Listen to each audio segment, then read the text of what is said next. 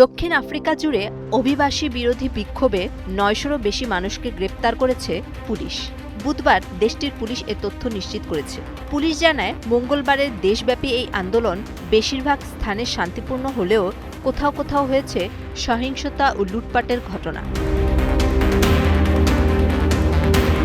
পুলিশের উপজাতীয় কমিশনার টেবেলো মসিকিলি এক সংবাদ সম্মেলনে জানান, দেশজুড়ে মোট ১২০টি মিছিল অনুষ্ঠিত হয়।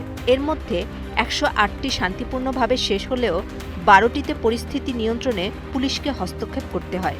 তিনি বলেন, গ্রেপ্তার হওয়া ব্যক্তিদের বিরুদ্ধে অবৈধভাবে দেশে অবস্থান, জনসাধারণের মধ্যে সহিংসতা সৃষ্টি, অবৈধ অভিবাসীদের আশ্রয় দেয়া, ডাকাতিসহ বিভিন্ন অভিযোগ আনা হয়েছে।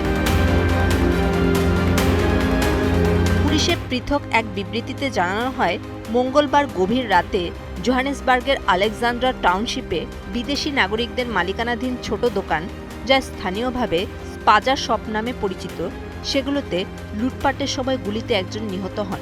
প্রতি সপ্তাহে সর্বোচ্চবার বিকাশ পেমেন্টে ৫০ জন হবেন পেমেন্ট চ্যাম্পিয়ন। জিতে নিন টিভি সহ আকর্ষণীয় সব প্রাইজ।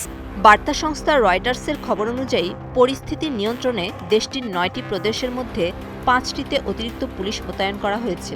পাশাপাশি জোহানেসবার্গের অভ্যন্তরীণ শহরাঞ্চল হিলব্রো এলাকায় সেনা সদস্যও মোতায়েন করা হয়েছে।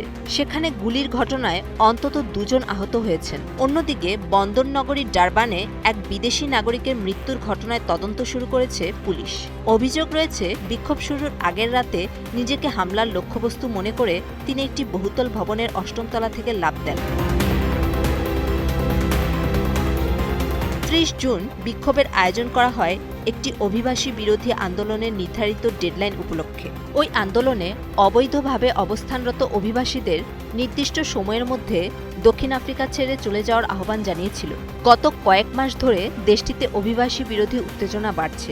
এই পরিস্থিতি নিয়ে আন্তর্জাতিক মহলে উদ্বেগ ও সমালোচনা তৈরি হয়েছে। মানবাধিকার সংগঠনগুলো বিদেশি নাগরিকদের নিরাপত্তা নিশ্চিত করতে দক্ষিণ আফ্রিকার সরকারের প্রতি আহ্বান জানিয়ে আসছে।